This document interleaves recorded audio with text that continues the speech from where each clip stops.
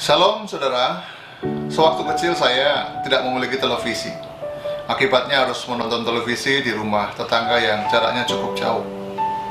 Dan seringkali harus pulang larut malam. Ketika pulang, saya pulang sendirian dan mau tidak mau harus pulang dalam keadaan takut. Teringat firman Tuhan dalam Mazmur 23 ayat yang keempat. Pemazmur berkata, "Sekalipun aku berjalan dalam lembah kekelaman, aku tidak takut bahaya, sebab Engkau besertaku. Gadamu dan tongkatmu itulah yang menghiburkan aku." Mengapa saya takut? Karena ada yang membahayakan. Dalam Mazmur 23 ada yang membahayakan. Yang pertama adalah kekelaman. Kekelaman artinya gelap, tidak nampak kiri dan kanan, depan dan belakang pun tidak kelihatan. Kelam berarti ketidakpastian. Banyak orang yang takut karena hidupnya dalam ketidakpastian. Masa depan yang tidak pasti. Bahkan ketakutan yang paling dalam adalah keselamatan yang tidak pasti. Kemudian ditulis, karena ada di lembah yang dalam. Lembah berarti tempat yang mudah diintai oleh musuh, mudah diserang oleh lawan.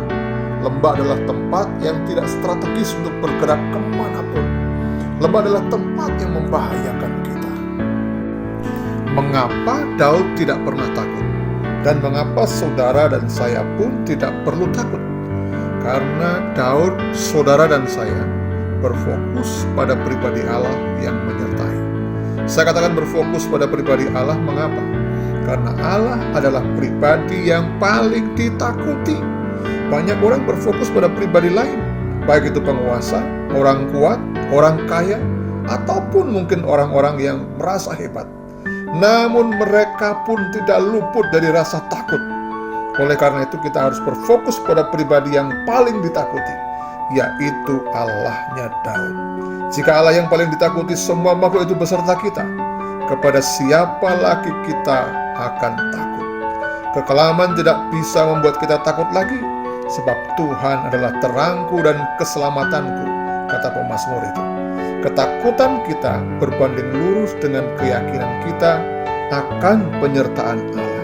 Semakin saudara dan saya tidak yakin, semakin saudara akan ketakutan.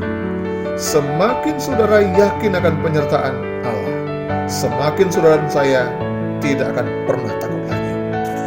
Yang kedua, saudara, mengapa Daud, saudara dan saya tidak perlu takut lagi? Karena saudara dan saya berfokus pada pribadi Allah yang melindungi kita. Mungkin banyak orang yang menawarkan perlindungan kepada kita, menawarkan penyertaan, bahkan menjanjikan pengawalan dalam hidup saudara.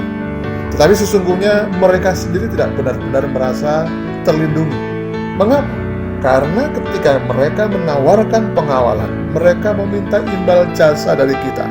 Berarti mereka sendiri tidak 100% terlindungi. Dalam hidup kita membutuhkan perlindungan dari musuh yang membahayakan kita. Yang kedua, kita membutuhkan perlindungan dari kesalahan karena jalan kita yang sesat. Tuhan menyediakan kedua perlindungan itu. Gada dan tongkatmu itulah yang menghiburkan aku, kata Daud.